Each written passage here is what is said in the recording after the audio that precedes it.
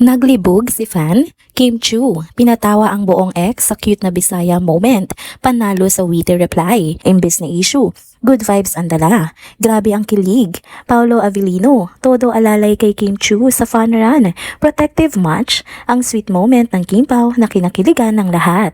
Tara, kwentuhan muli tayo.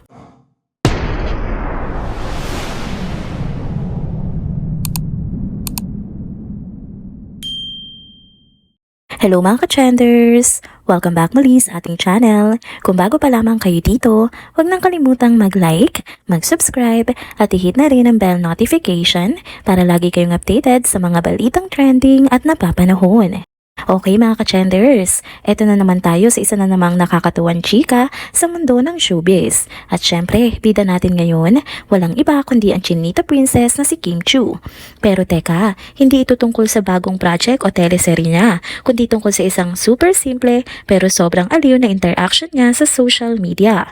Promise, matatawa ka rin dito. So yun na nga mga ka-trenders, habang chill lang si Kim Chu, scroll sa X o Twitter dati, napansin niya nga ang isang post ng fan niya na halatang Bisaya rin o Cebuana. Syempre, alam naman natin na si Kim ay proud Bisaya, kaya agad niyang na-spot yung post. Yung fan kasi, nag-tweet tungkol sa mga endorsements ni Kim. At in fairness ha, ang dami na kasi talaga, kaya sabi ng fan, parang nalilito na siya kung ano ba ang uunahin niyang bilhin o kainin. In short, ganito nga yung vibe ng tweet. Quote and unquote, G at Prinsesa Chinita, naglibog na gyud ko sa ako anahon, kung mag-fruit salad ba ako with Angel Cremdensada, mag-chowking, or mag-malki at biscuit lang sa. Please advise. Ngayon mga ka-trenders, kung Bisaya ka, gets mo agad yung ibig sabihin ng naglibog. Ibig sabihin lang yan, nalilito o naguguluhan. Pero syempre sa Tagalog, ibang usapan na yan. Kasi nga sa Tagalog, iba talaga ang meaning ng salitang libog, diba? Kaya kung may makakabasa niya na hindi marunong mag-Bisaya, ay naku, baka isipin agad kabastusan. Pero ito nga ang maganda. Bago pa man may mag-react o gumawa ng issue, ayun si Kim. Nakita niya agad yung post at natawa siya. In fairness, super chill lang siya sa reaction niya. Sabi niya sa reply, parang ganito ang tono, quote and unquote, hi. Baka may mga Tagalog na di nakakaintindi ng nalilito in Bisaya, hi. Ang cute, diba? Imbis na maging awkward o bastos ang dating, ginawa pa niyang lighthearted at educational. Parang sinasabi niya na, guys, relax lang, nalilito lang yung fan, walang mali siya at hindi ito bastos, diba? Kaya ayun, ang daming natawa at marami ring natuto sa meaning ng mga Bisaya words. At syempre mga ka-trenders, mabilis kumalat nga yung post. Ang daming Tagalog-speaking netizens na nagulat at natawa kasi ngayon lang nila nalaman na ang salitang yun pala sa Bisaya ay ibig sabihin ay nalilito or confused. Yung iba pa nga nag-comment pa na buti na lang daw si Kim ay agad naglinaw kasi kung hindi baka kung saan pa mapunta yung usapan. Ang daming nag-react online pero halos lahat good vibes lang. Sabi ng mga fans gustong gusto nila kung paano hinandle ni Kim yung sitwasyon. Sobrang witty, chill at walang halong yabang. Alam mo yung tipong kahit simpleng misunderstanding lang, ginawa niyang nakakatawa at wholesome. At honestly mga ka-trenders, yun talaga ang trademark nga ni Kim. Hindi siya defensive, hindi siya pikon. At kahit pa may ganitong mga ganap sa social media, madalas tinatawanan lang niya. Marunong nga siyang bumawi sa tamang timing. Kaya hindi rin siya nadadala sa mga issue kasi madalas, ginagawa niya ngang fun lang yung mga bagay na pwede sanang maging awkward. Ang cute pa kasi ng context, diba? Yung fan, ang wholesome ng tweet, gusto lang naman niyang magpakita ng support kay Kim dahil sa dami ng endorsements nito. Nalilito na siya kung alin ang uunahin niyang bilhin. So in short, supportive fan, problems lang talaga. Pero dahil nga may mga salitang iba ang kahulugan depende sa region, ayun nagkaroon ng potential na misunderstanding. Buti na lang talaga alert si Kim. Inunahan niya pa mga bashers o content creators na baka mag-react ng mali. Kaya thumbs up lang talaga sa kanya kasi alam niyang minsan, kailangan mong linawin agad bago pa mapalaki ng social media. At mga ka-trenders, hindi lang yan. Simpleng sagot ni Kim na nagustuhan din ng mga tao kasi parang mini language lesson din siya.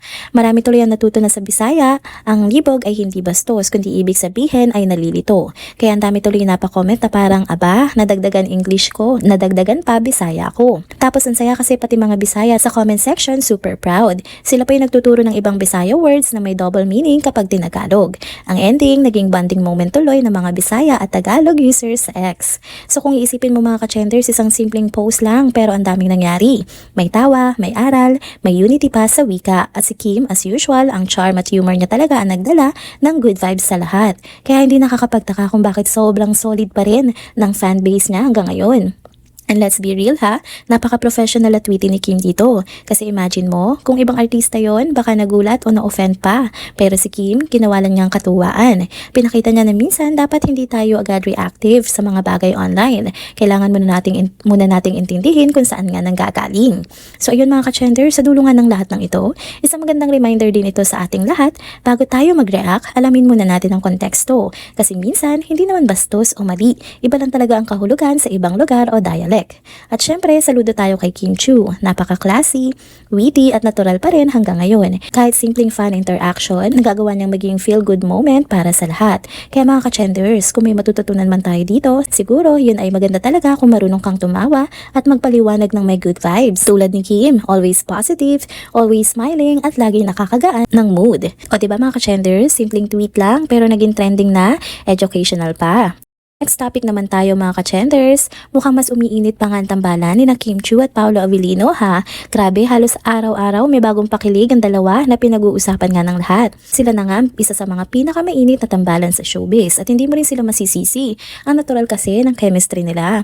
Ito na nga mga ka-trenders, sa isang fun run event kamakailan, kitang-kita ng mga fans kung gaano nga kaalaga si Paolo kay Kim.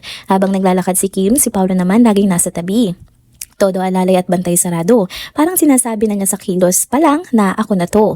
Kaya ayun, nabaliw ang mga fans sa kilig kasi halatang ayaw niyang may ibang lalaking humawa kay Kim. Ang sweet lang talaga ng moment na yun. Pero hindi lang dahil sa mga pa-sweet moments hinahangaan si Paolo mga ka-trenders. Mas lalo pang tumataas ang respeto ng mga fans sa kanya dahil sa kabaitan niya sa mga katrabaho niya. Maraming nagsasabi na sa set daw, madalas siyang tumulong o magbigay ng mga bagay sa mga kasama nila. Pero ayaw niyang ipangalandakan. Ang bilin pa raw niya, huwag i-post o ipagsabi na galing sa kanya. Tahimik lang pero may puso. Ibang klase rin talaga. Bongga, di ba? At syempre hindi rin nagpapahuli ang mga Kim Pao fans. Grabe ang suporta ng mga yan. May mga kwento pa nga na para lang siguradong mapanood nga ng mga fans ang bagong series nila na The Alibay. May mga fan na nag-offer pang mag-subscribe sa Prime Video. Ganun nila kamahal ang Kim Pao at pati na rin ang mga sumusuporta sa kanila. Solid na fandom talaga. Ngayon pag-usapan na natin ang The Alibay. Sabi nga natin, di ba? Mapapanood na ito sa November 7 sa Prime Video.